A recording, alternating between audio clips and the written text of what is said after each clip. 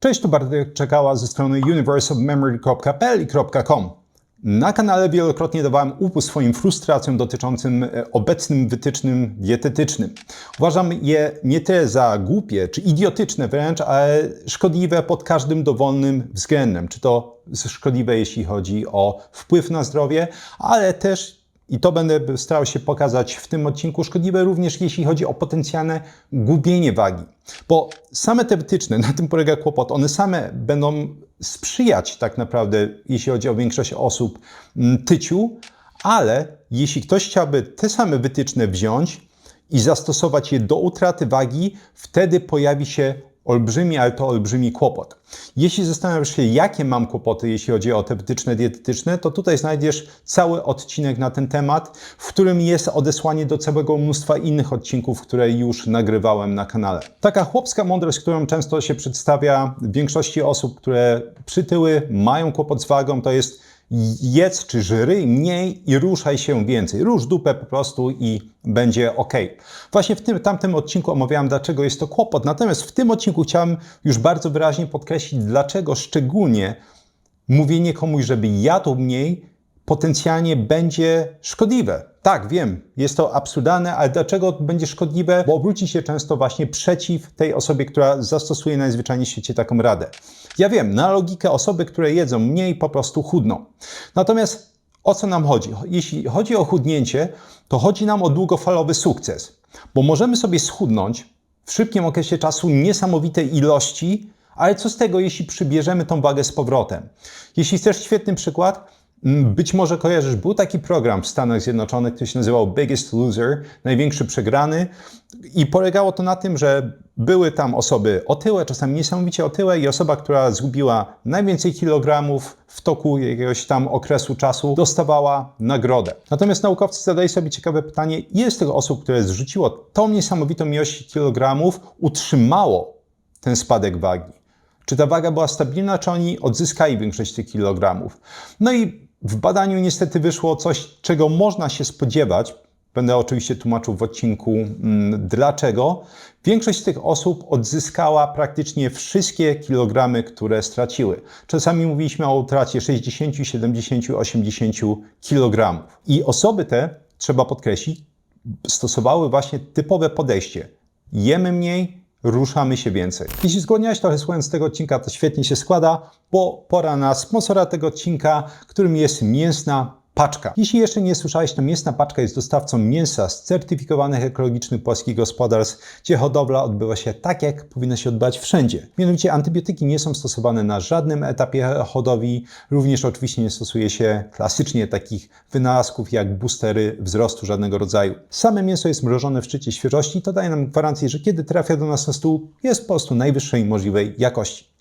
Działa to w bardzo prosty sposób. Po pierwsze, wchodzimy na stronę Mięsnej Paczki, wybierasz jedną z uprzednio skompletowanych paczek, która Ci pasuje, albo kompletujesz własną ze wszystkich produktów, które są dostępne w sklepie. Punkt drugi, wybierasz, gdzie ma zostać dostarczona. No i punkt trzeci, cieszysz się dostawą prosto pod drzwi. Jeśli jeszcze nie zamawiałeś z Mięsną Paczką, to z kodem BARTOSZ10 jest 10% zniżki na pierwsze zamówienie. Ja dziękuję Mięsnej Paczce jak zawsze za sponsorowanie odcinka, a my lecimy dalej. Jest takie ładne powiedzenie, które na pewno kojarzycie, że zdrowy człowiek ma wiele problemów, a chory człowiek ma tylko jeden. Natomiast wydaje mi się, że to powiedzenie można zastosować z absolutną, pełną precyzją, jeśli chodzi o odchudzanie się.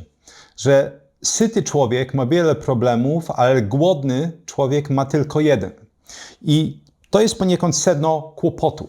Jeśli podczas odchudzania, ale też, żeby było jasne, podczas ogólnej diety, którą stosujemy, diety nie jako czegoś, co używamy, aby się odchudzić, tylko sposobu naszego odżywiania. Jeśli w tym przypadku nie będziemy priorytetyzować sytości, to tak naprawdę w długim i średnim terminie praktycznie zawsze przegramy. Mówię praktycznie, bo nie bez powodu miałem kiedyś odcinek na kanale, w którym pokazywałem, że medycyna, a dietetyka jest częścią medycyny, operuje prawdopodobieństwem, a nie absolutami. Pewnie, że są osoby, które po prostu ruszają się tyle, że praktycznie mogą jeść cokolwiek. Są osoby, które mają żelazną wolę i nawet przy źle ułożonej diecie, jeśli chodzi o makroskładniki odżywcze, nie będą się przejadać. Natomiast można powiedzieć, że te obserwacje skrajne nie powinny zaburzać tego obrazu, że większość osób, które będą próbowały stosować takie podejścia, polegnie. I zanim przejdziemy już do samej takiej, bym powiedział, merytoryki filmiku, warto podkreślić, jakie są obecne wytyczne dietetyczne dla osób, które może nie siedzą mocno w dietetyce i nie wiedzą. Generalnie jest propagowane, żebyśmy jedli od 40 do 60% węglowodanów. Oczywiście idealnie węglowodanów złożonych, tak, nie cukrów prostych, bo te cukry złożone, one są lepsze niż te cukry proste. Tak, to jest ta logika wytycznych. Więc powinniśmy jeść średnio, jeśli chodzi o naszą objętość kaloryczną, 40 do 60% naszych posiłków właśnie jako węglowodany. Jeśli chodzi o białko, zalecenia wynoszą najczęściej 0,8 grama białka na 1 kg masy ciała. Innymi słowy, są niesamowicie niskie. Tłuszcze nasycone oczywiście powinniśmy ograniczać za wszelką cenę i preferowane są wielonienasycone kwasy tłuszczowe. Natomiast jeśli chcielibyśmy sobie tak naprawdę w jakiś sposób zebrać to do kupy, to absolutnie przodują węglowodany, białka jest stosunkowo niewiele, tłuszczów jest stosunkowo niewiele. A jak te wytyczne mają się do tego odcinka? Ponad 80 lat temu odbył się jeden z najsłynniejszych eksperymentów tak naprawdę dietetycznych świata. Nazywał się on Minnesota Starvation Experiment, czyli minnesocki eksperyment dotyczący głodzenia. I głodzenie może się wydawać słowem tutaj takim bardzo mocnym, ale jak zauważycie, kaloryka, którą spożywały osoby, które brały udział w tym badaniu, jest często wyższa niż kaloryka wielu osób, które próbuje przejść na dietę. I co najciekawsze, jeśli chodzi o skład makroskładników odżywczych osób, które brały udział w tym eksperymencie, ta dieta przypomina tak naprawdę dietę, którą nam się poleca na co dzień. I nie bez powodu, jeszcze raz w tytule jest głodzenie się, jest głód, ponieważ eksperyment ten pokazywał, jak ograniczenie kalorii z takim rozkładem makroskładników doprowadziło do, trzeba to już teraz mocno podkreślić, bardzo mocnej degeneracji psychicznej uczestników. Jeśli pomyślisz, degeneracja, Bartek, to jest bardzo duże słowo, to zapewniam Cię, że nie. Bo w wątkach będziemy mieli m.in. epizody kanibalistyczne, będzie szła siekiera w ruch i to wszystko z powodu właśnie diety. Sam eksperyment został przeprowadzony w latach 1944-1945 właśnie na Uniwersytecie w Minnesocie.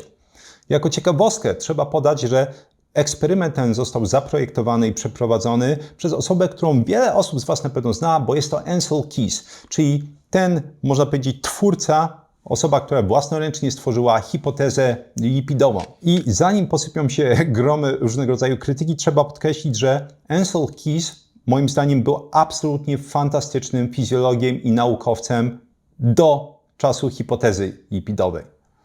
Bo on stworzył całe mnóstwo różnego rodzaju badań, które, można powiedzieć, na wiele sposobów stworzyły podwaliny takiej nowoczesnej dietetyki. I żeby było jasne, podwaliny, jeśli chodzi o pozytywne aspekty. Celem tego badania, jeśli chodzi o Ancela Keysa, było to, żeby zrozumieć, jak głód będzie wpływać m.in. na psychikę, poznać lepiej psychopatologię i fizjologię głodu. No bo jaki był kontekst wtedy? Jeśli chodzi o lata 44-45, mieliśmy przecież koniec II wojny światowej. I próbowano właśnie zgłębić ze względu tak naprawdę na bardzo ograniczone racje, między innymi w Europie, między innymi w Azji, żywnościowe, które prowadziły całe mnóstwo osób do głodu.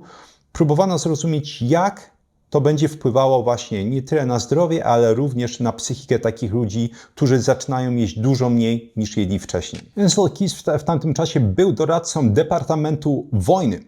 I też kolejny jakby aspekt tego badania to było odpowiedzieć na pytanie, czy ofiary głodu potrzebują tylko większej ilości kalorii, czy też może potrzebują jakichś suplementów witaminowych, czy potrzebują choćby większej ilości białka. W badaniu tym poszukiwano przede wszystkim zdrowych, inteligentnych i zmotywowanych osób, bo uczestnictwo w tym eksperymencie było nie lada wyzwaniem, bo mówiliśmy tutaj o, uwaga, rocznym ograniczeniu kalorii. Innymi słowy, osoby te były potencjalnie narażone m.in. na bardzo mocny stres, zarówno psychologiczny, jak i fizyczny.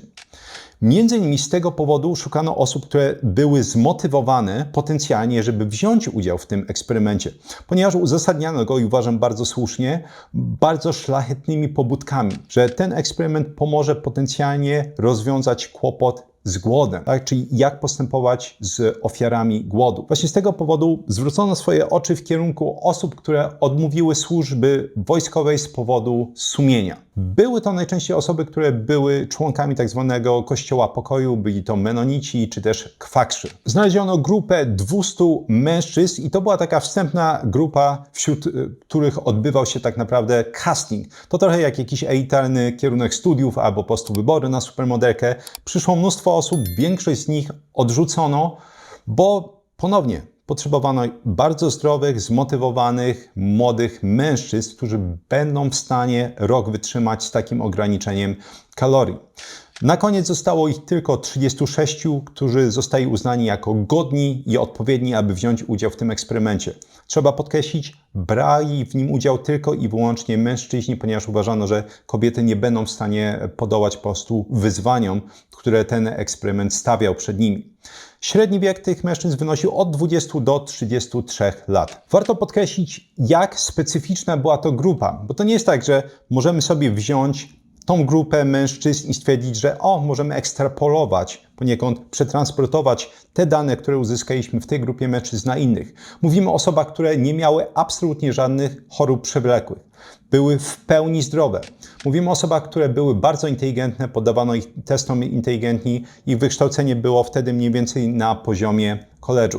Jeśli chodzi o podejście, tak jak mówiłem, pacyfizm, były to osoby, które były mocno zmotywowane do służby humanitarnej, aby swoim przykładem, swoim udziałem w tym badaniu pokazać ludzkości drogę. Uczestnicy postrzegali więc swój udział w tym eksperymencie jako wkład w odbudowę świata po II wojnie światowej, jako ich wkład w walkę o pokój.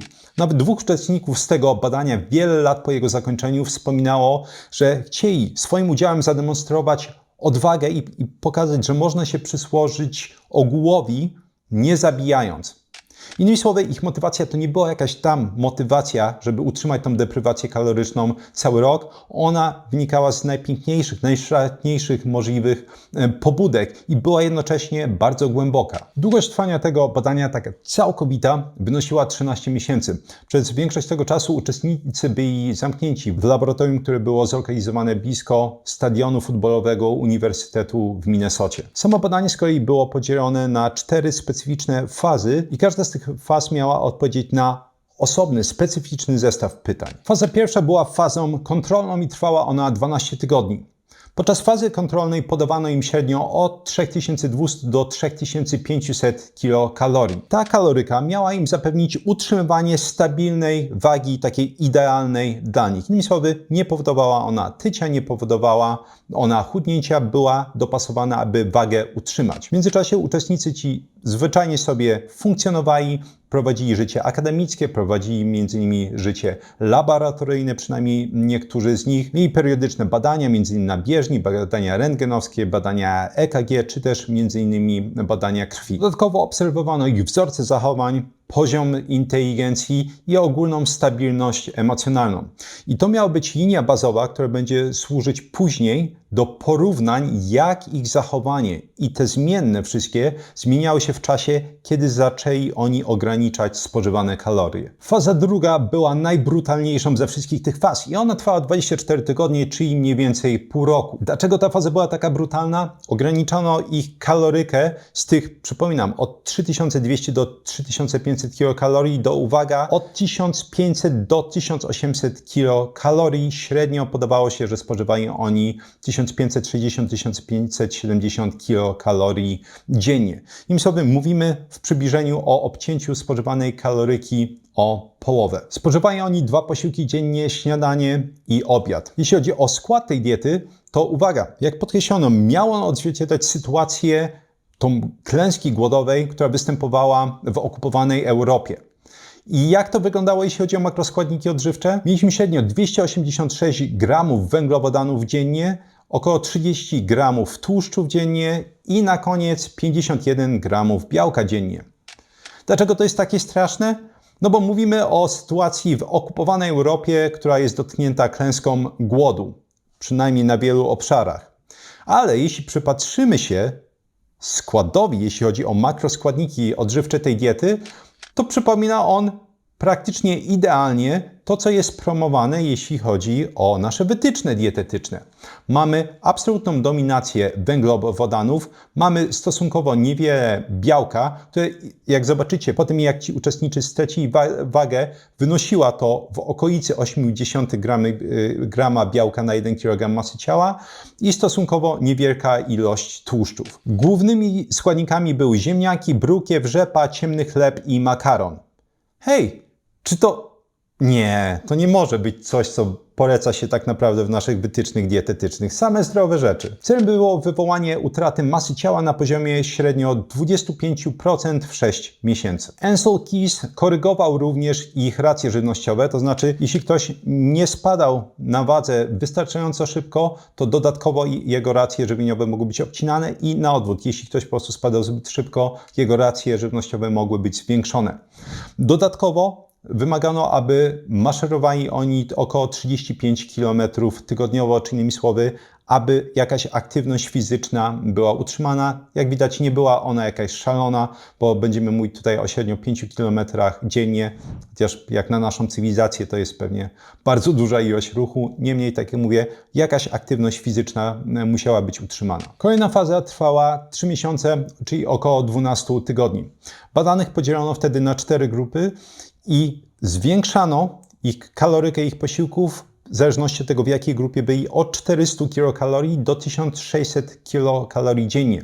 Sprawdzano również, eksperymentowano z odżywkami białkowymi oraz różnego rodzaju suplementami witaminowymi, bo chciano, tak jak podkreślałem na początku, odpowiedzieć na pytanie, jaka kombinacja kaloryki, ale też potencjalnie wspomagania w postaci suplementacji będzie w stanie pomóc takim osobom, które zostały dotknięte głodem, aby jak najszybciej zregenerować tkanki i ciało. Ostatnia faza trwała 8 tygodni, czy 8 plus tygodni i w niej sprawdzano, jak uczestnicy będą reagować, kiedy będą mogli jeść ad libitum, czyli tyle, ile chcą. 12 z tych uczestników badania kontrolowano cały czas w laboratorium, ponieważ chciano zmierzyć, jak spontanicznie będzie zmieniało się spożycie kalorii, kiedy będą mogli jeść i je chcą, oraz ile będzie trwał powrót do tej normy metabolicznej. I tak jak w fazie drugiej, czyli tej głodówkowej, zanotowano bardzo wiele niepokojących symptomów, tak i w tej fazie zanotowano wiele rodzajów symptomów natury psychologicznej w momencie, w którym te osoby mogły jeść właśnie tyle, ile chcą. Co zanotowano w ramach tego eksperymentu? Najbardziej drastyczne i bardzo łatwo zauważalne było spowolnienie tempa przemiany materii. Tempa podstawowej przemiany materii. Bo ono spadło w porównaniu do początku badania o, uwaga, 40%. I to było spowodowane 2 czynnikami. Po pierwsze, utrata masy mięśniowej. Ja opisywałem już w jakichś wywiadach na pewno, wydaje mi się, że w innych odcinkach na kanale, że ilość masy mięśniowej, którą posiadasz na sobie, będzie decydować, jaki jest metabolizm Twojego ciała.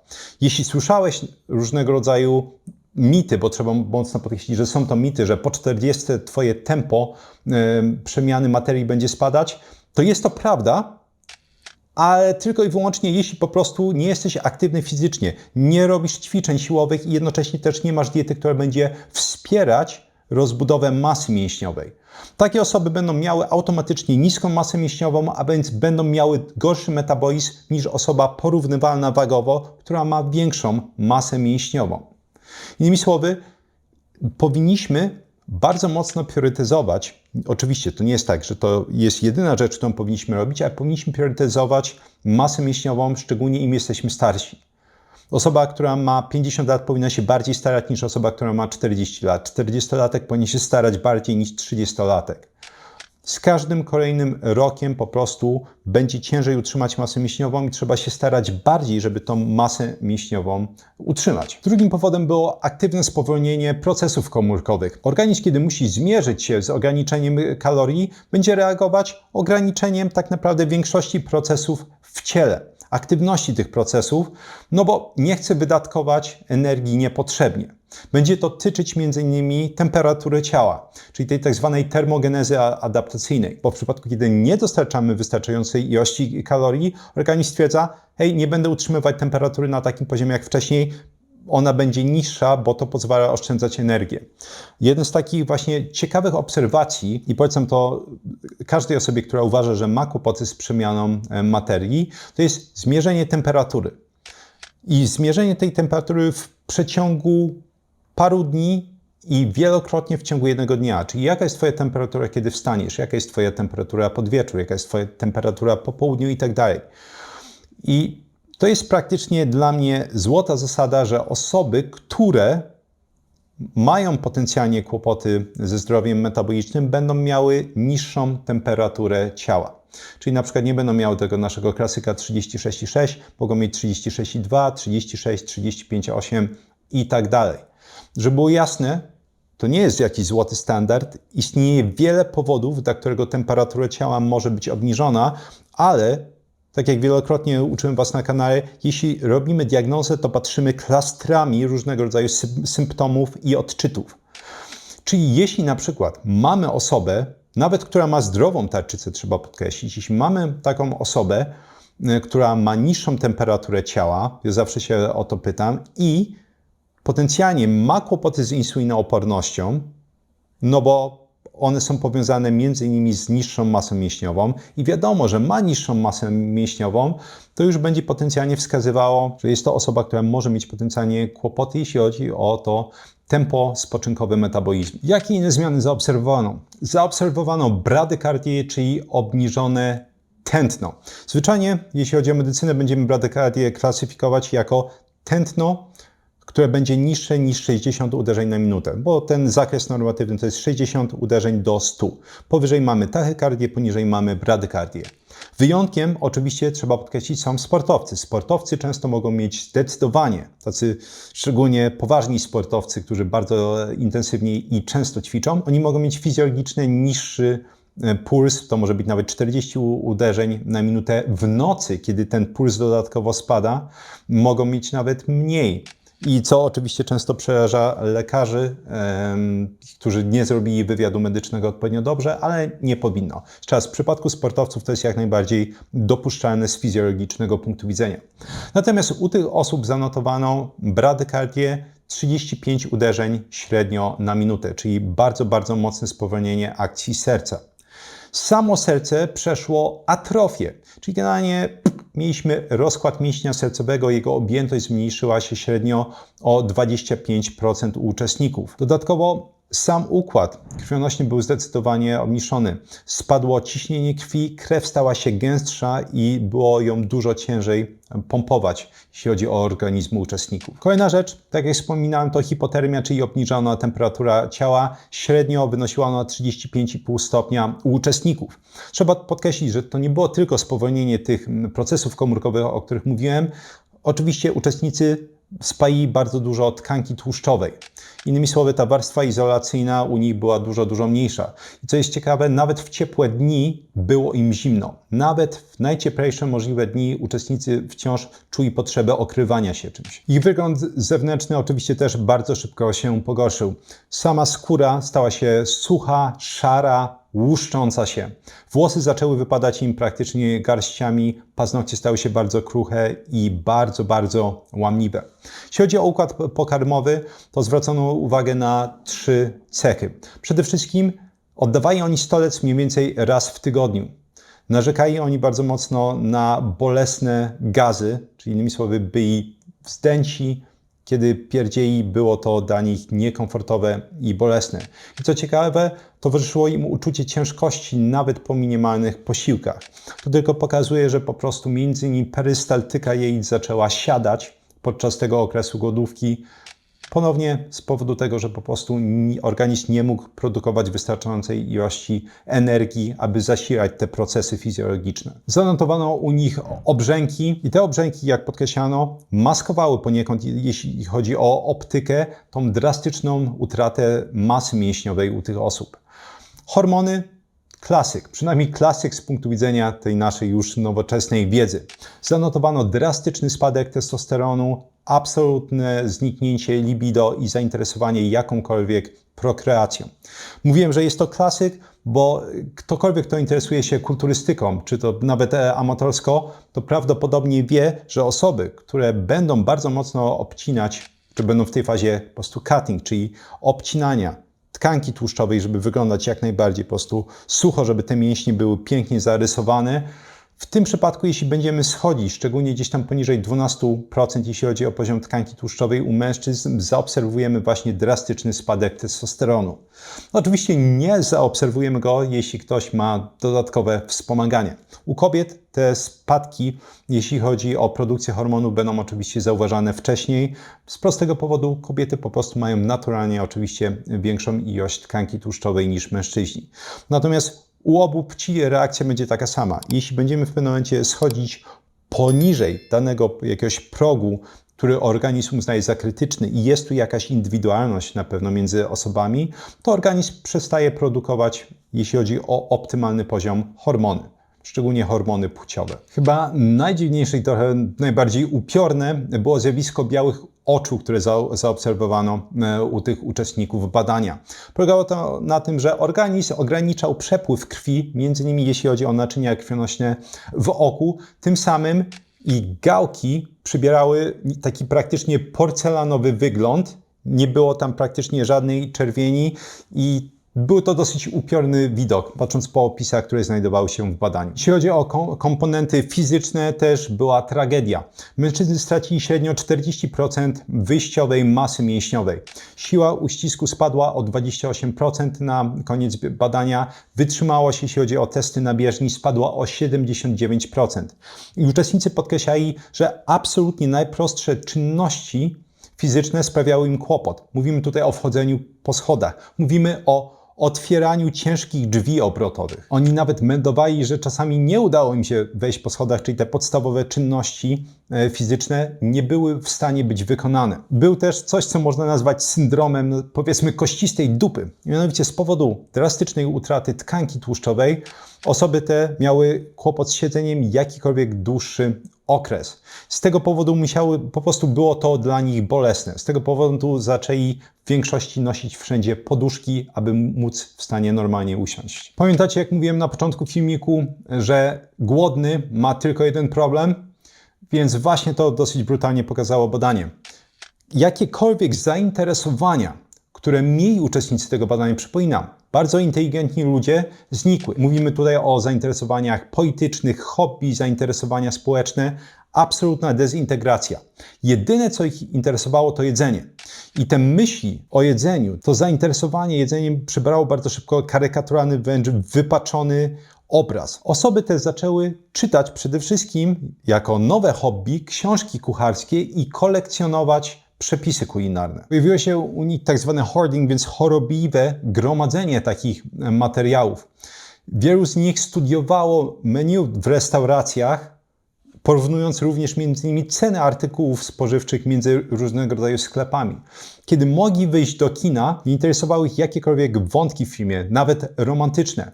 Jedyne, co ich interesowało, to co jedzą bohaterowie tego filmu. Jeden z uczestników wyznał, że potrafi nie spać do 5 rano, studiując przepisy na dania, których wcześniej nie lubił. Jakie zachowania, jeśli chodzi o jedzenie, takie dosyć odjechane, zaobserwowano u nich? Przede wszystkim wylizywanie talerzy. Nie zostawiali oni, jak jeden mąż robili to, nie zostawiali oni nawet kropelki sosu czy czegokolwiek na talerzu. Były one wylizywane do czysta. Druga obserwacja to niesamowita agresja. Kiedy zaobserwowali oni jakąkolwiek różnicę, jeśli chodzi o podawane porcje wśród innych uczestników, powstawały często kłótnie, które nawet miały ten wymiar fizyczny. Kolejna obserwacja, powrót różnego rodzaju atawistycznych, po prostu prymitywnych odruchów. Generalnie zasłaniali oni łokciami swój talerz i warczeli, jeśli ktoś zbliżał się zbyt blisko ich jedzenia. Kolejna ciekawostka, różnego rodzaju dziwne kombinacje. Ludzie ci potrafili na przykład na ziemniaki dawać dżem, na to cukier i dodatkowo owsiankę i jeść to w formie kanapki. Chodziło o jakąkolwiek maksymalizację doznań smakowych. Aby w jakikolwiek sposób symulować spożywanie pokarmu, potrafili oni zjadać od 40 do 60 paczek gum dziennie. I żuli oni tak długo, aż ich szczęki zaczynały krwawić, a usta były obolałe. Postąpiła absolutna dewastacja społeczna i emocjonalna u uczestników. Wcześniej towarzyscy i aktywni mężczyźni stali się apatyczni, depresyjni i skrajnie introwertyczni. Testy wykazały drastyczne przesunięcie w stronę neurotyzmu i psychopatii. Co więcej, mężczyźni czuli się społecznie nieadekwatni, unikali rozmów i wycofywali się z życia grupy. Co ciekawe, ich wyniki w testach inteligencji nie spadły. Mimo to uczestnicy raportowali subiektywne poczucie drastycznego spadku zdolności umysłowych. Opisywali też trudności z koncentracją na czymkolwiek innym niż głód. Odnotowano również załamania psychiczne i różnego rodzaju, z braku lepszego słowa, incydenty graniczne. Pierwszy przykład, Samuel Leck, a więc jeden z uczestników tego badania. W 3. tygodniu rehabilitacji, a więc tego momentu, kiedy zwiększano stopniowo kalorykę posiłków, nie był on w stanie nasycić swojego psychologicznego głodu. Podczas procesu rąbania drewna odrąbał sobie on 3 palce u ręki. Co ciekawe, w wywiadzie udzielonym 50 lat później Leck przyznał: byłem wtedy kompletnie pomieszany. Nie jestem gotów powiedzieć, że zrobiłem to celowo, ale nie jestem też gotów powiedzieć, że nie. Psychiatrzy określili to jako wynik ekstremalnej neurozy półgłodowej. Leck był tak zdesperowany z powodu nieustającego głodu i obawy przed porażką w eksperymencie, że jego psychika uległa dezintegracji. Po zszyciu ręki Leck wrócił do laboratorium i dokończył badanie. Kolejna osoba została wyeliminowana z badania po tym, jak przyznała się, że zaczęła śnić o zjadaniu swoich współtowarzyszy, którzy brali udział w badaniu. Innymi słowy, zaczął mieć sny kanibalistyczne. Jeszcze inna osoba przyznała się do kradzieży i jedzenia surowych warzyw korzeniowych w jakimś warzywniaku. Po zjedzeniu ich zaczął on wpadać w cykle euforii, jednocześnie wyrzutów sumienia. Podczas tych epizodów wyrzutów sumienia, taka ciekawa dwubiegunówka, wykrzykiwał on, że zawiódł on ludzkość. Generalnie wyeliminowano w sumie 4 osoby z tego eksperymentu właśnie między innymi za różnego rodzaju podjadanie. Warto podkreślić, że kiedy wychodzili oni na miasto, uczestnicy, to byli łączeni w pary, żeby pilnować siebie wzajemnie, właśnie żeby nie dochodziło do podjadania, ale mimo to, tak jak mówię, 4 uczestników wyleciało za to. Wracając do samego eksperymentu. W momencie, w którym ten okres półgłodówki się zakończył, czyli zaczął się proces czy faza rehabilitacji, spodziewano się, że w momencie, w którym te osoby zaczną jeść więcej, poprawa powinna być nagła i poprawa powinna być znacząca. I niestety okazało się to absolutnie dalekie od prawdy. Najważniejszym odkryciem tej fazy rehabilitacji było to, że powrót do normalności po tak drastycznym ograniczeniu kalorii wymagał niesamowitej ilości energii. Przypominam, mówiłem, że były 4 grupy, które w fazie rehabilitacji dostawały od 400 kilokalorii do 1600. Wśród osób, które dostawały tych grup, te dostawały dodatkowo 400 do 800 kilokalorii, a więc tym samym całkowita kaloryka w ciągu dnia sięgała od 2000 do 2400 kilokalorii. Nie zaobserwowano żadnej poprawy. Absolutnie nie zmieniło się ich podstawowe tempo przemiany materii. Nie odnotowano również u nich zmiany praktycznie żadnej, jeśli chodzi o wagę. Właśnie na podstawie tego Ancel Keys wysnuł taką słynną tak naprawdę tezę, że jakakolwiek rehabilitacja przy takich stanach nie może odbywać się, kiedy kaloryka jest mniejsza niż 2000 kilokalorii. Okazało się, że aby zacząć regenerować organizm po takim okresie głodu, trzeba podawać mniej więcej 4000 kilokalorii dziennie. I samo to, co ciekawe, było niesamowicie praktycznym odkryciem, ponieważ zrewolucjonizowało podejście do pomocy humanitarnej. Wcześniej stwierdzono po prostu, że jeśli będziemy pomagać różnego rodzaju nacjom czy grupom nieuprzywilejowanym, to powinniśmy im dawać normalne czy w miarę normalne racje żywieniowe. A tu okazało się, że trzeba je zwiększać mniej więcej 150 nawet do 200%. Także to było kolejne ciekawe odkrycie. Jeszcze inne było takie, że zwiększanie ilości białka, czy też podawanie suplementów witaminowych nie miało żadnego skutku tak długo, jak, uwaga, właśnie ta podstawa kaloryczna była ograniczona. Dopiero kiedy kaloryka, czyli innymi słowy poziom energii, którą dostawał organizm, została zwiększona, to suplementy białkowe i witaminowe zaczynały przynosić korzyści. Równie niepokojąca, jeśli chodzi o obserwacje i odkrycia, była ta faza, gdzie mogli jeść do woli, czyli ad libitum. Okazało się, że średnio spożywali oni, kiedy kalorie nie były ograniczane, od 7 do 10 tysięcy kilokalorii. Co ciekawe, jeden z uczestników był w pewnym momencie tak obiedzony, że musiano go ratować płukaniem żołądka. Generalnie bardzo często większość z tych uczestników raportowała, że czuli się tak najedzeni, czuli się tak wypchani, bo tyle tego jedzenia w siebie wrzucali, że czuli po prostu fizyczny ból. Mimo tego fizycznego dyskomfortu, mimo tego fizycznego bólu, wciąż odczuwali oni psychologiczny głód. I właśnie to jest coś, co pchało ich, popychało, motywowało, żeby wpychać w siebie jak najwięcej jedzenia. I to było kolejne ważne odkrycie tego badania, że takie długotrwałe ograniczenie kalorii, deprywacja kaloryczna zostawia dosyć długotrwałe ślady w układzie hormonalnym, ścieżkach dopaminergicznych, między innymi również jeśli chodzi o leptynę, a więc ten nasz hormon sytości. Osoby te średnio potrzebowały od 6 do 24 miesięcy drastycznie zwiększonej kaloryki codziennie, aby przestać odczuwać ten psychologiczny głód. Co jest przerażające, bo jeśli sobie pomyślimy, to jeszcze raz, ten okres półgłodówki trwał 6 miesięcy. Czyli niektórzy z nich nawet 2 lata po tym, jak drastycznie ograniczyli kalorie, musieli wpychać w siebie niesamowitą ilość jedzenia, żeby przestać odczuwać głód. Nie bez powodu mówiłem, że właśnie na tym polega ta pułapka, jeśli chodzi o taki skład diety. W momencie, w którym będziemy mieć więcej węglowodanów, bo kaloryka to jest jedno, ale jeśli będziemy mieć tyle węglowodanów, to po prostu będziemy napędzać głód. Jeśli będziemy nawet mieć mniej ogólnie kaloryki, nasza kaloryka posiłku będzie mniejsza, ale będziemy priorytetyzować białko i tłuszcz, nie dość, że oczywiście będzie mniejszy spadek m.in. masy mięśniowej, ale generalnie sytość będzie większa.